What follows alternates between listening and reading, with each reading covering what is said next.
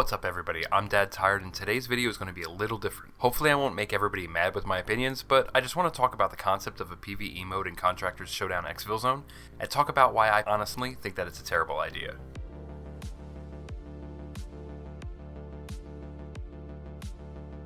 There's been a lot of talk recently within Reddit, Facebook, and Discord about Scav players aggressing on other Scavs, and players wanting a PvE mode.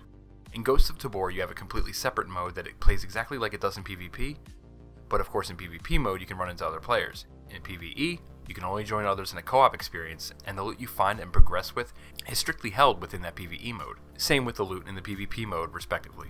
One of the biggest issues that people love to gripe about multiple times a day is Scav on Scav engagements.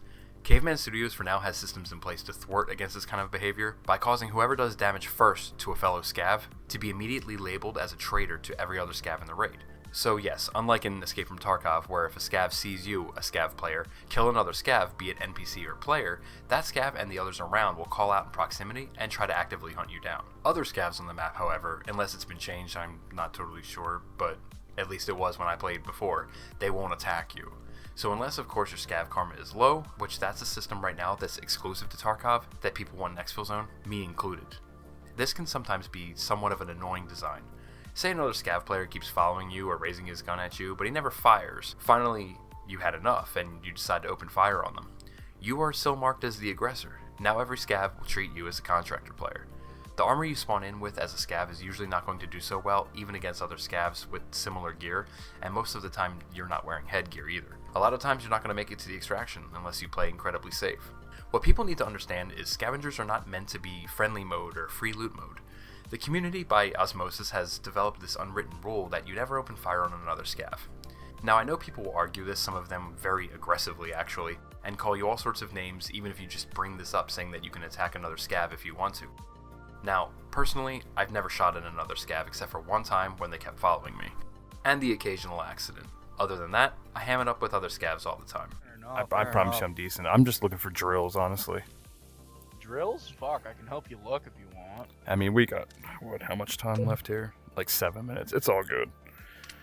Oh, Kind of got an unlucky one, right. but wish you the best, bro. You have yourself the rest of the raid. You too, man. I remember the first day I played Exfilzone, I ran into another player's Scav, and neither of us had our mic on, but we were showing each other our bags and sort of motioning to each other if we needed anything. And when I was looking at his bag, he pulled out his sidearm and shot me point blank in the head. I laughed very, very hard. This was a hard lesson that I learned, that you can't always trust everyone, but I wasn't mad. The difference between that scenario and others is that I didn't just run to Reddit and talk about Scav on Scav violence and talk about how much of a dick the other player was. He played me, I fell for it. It was funny as hell, and I moved on. One way to get over this is to just remember that no loot you have is yours until you get back to your hideout. Until then, you came into this raid for free, with free gear, free gun, and now you're getting free loot. And usually by the time you load into said raid, a lot of the threat and the risk is already gone. So this leads me to the notion of PvE modes, and why I think they're bad.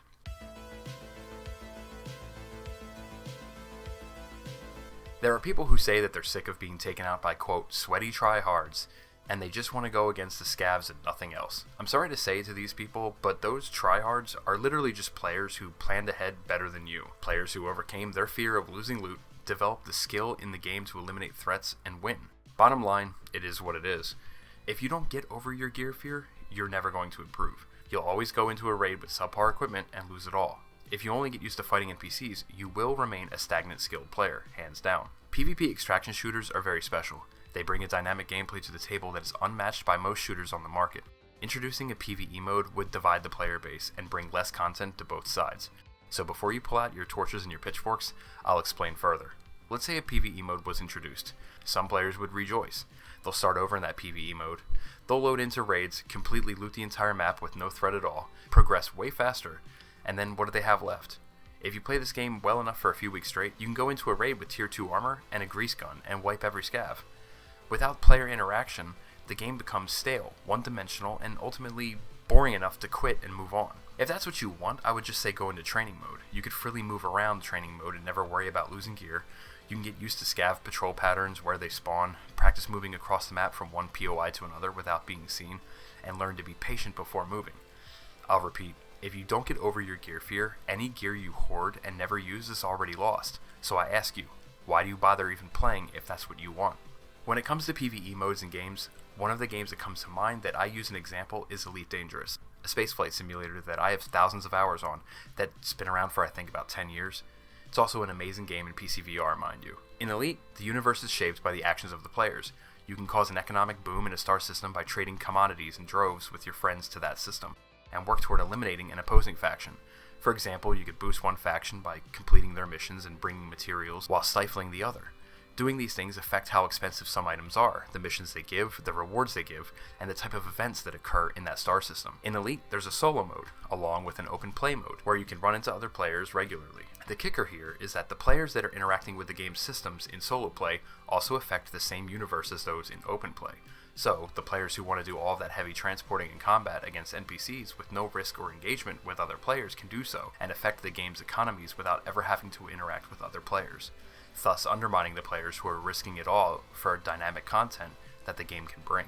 I used to roleplay as a space pirate in this game, hunting down traders during community events, and if they didn't comply with my simple demands, I would take their items by force. They would either fight back, be destroyed, and sometimes they would come back with combat ships, causing mini skirmishes and wars could start. On the other hand, frustrated players could also just pop back into solo mode, letting them freely play on, while other players in open play would lose out on the dynamic systems. Escape from Tarkov introduced a PvE mode where you could play without the threat of other players. So instead of those players improving and overcoming their gear fears and gaining that personal experience to get better at the game, they now remove themselves from the player pool, thus dividing the player base. I know players argued for a PvE mode in the game Dark and Darker, which would turn that game into a slow-moving, threat-free dungeon crawler that already feels stiff as it is. DayZ is another example. There exist PvE servers. Why you would want to do this, I don't know.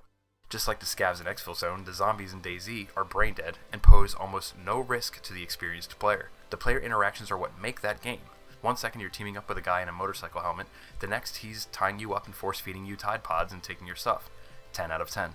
To implement a PvE mode would also not only divide the player base, but now divide the attention of the gameplay balance for the developers. Now they have to balance out both PvP modes and the PvE modes because they're going to have to make the PvE mode a little bit harder. I'll say it again, and I always say it. The Scavs currently are brain dead and easy, even though they tweak them. They focus really where they just last saw a player's face, and they do one of two things. They continuously shoot at that location, or they push that location where they last saw the player. It's very easy to game them. Extraction shooters thrive on player interaction. I appreciate that most player scavs will wave and go separate ways. It is the same as doing the I'm friendly wiggle dance from Tarkov or DayZ. However, if it's the only player interaction that happens in the game, it's going to get old, very fast.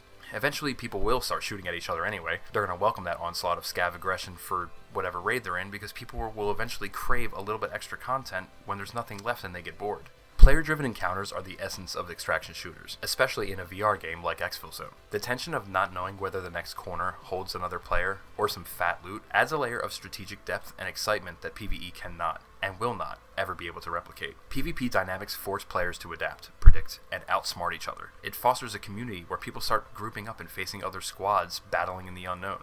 These aspects are paramount in an extraction shooter. A PvE mode would focus the shift towards scripted, predictable, and less dynamic threats, reducing the game's competitive edge. Tabor was facing this, and they only started to light a fire under their own asses after Exfilzone surfaced. Meanwhile, Combat Waffle of Tabor is also working on 2 more games, Silent North and Grim, effectively putting their eggs in multiple baskets, throwing shit against the wall to see what sticks. People will get bored of the stagnant play and move on, leaving the PvP player base pissing and shitting themselves, being bitter at the studio who catered to players that they never intended to make the game for in the first place, at least in the PvP player's opinion.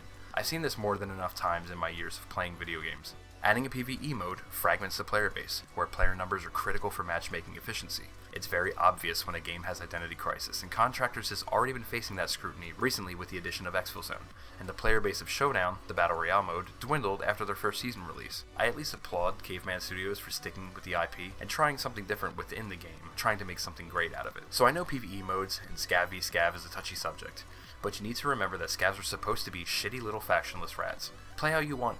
If you want to shoot another Scav, go ahead. You will probably get killed. If you get killed by a Scav while you're playing a Scav, you still lost nothing. Killing a Scav is still part of the competitive nature of extraction shooters. I mean, think about this. Zoning out another Scav in a POI prevents them from looting, and you're securing that loot for yourself as a contractor, and you're making it harder for that player to be able to counter you at a later time. Get over your gear fear. Learn to adapt and move throughout the map unseen.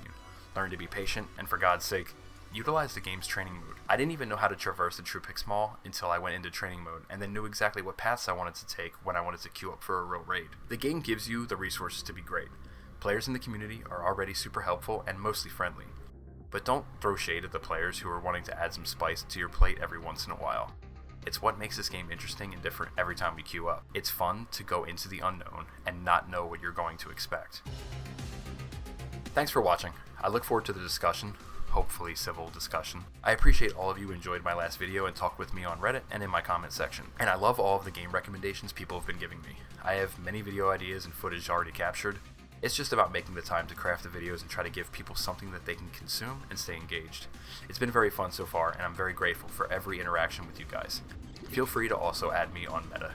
Leave me the appropriate thumb, subscribe if you enjoyed, and stay positive, friends. See you in the next video.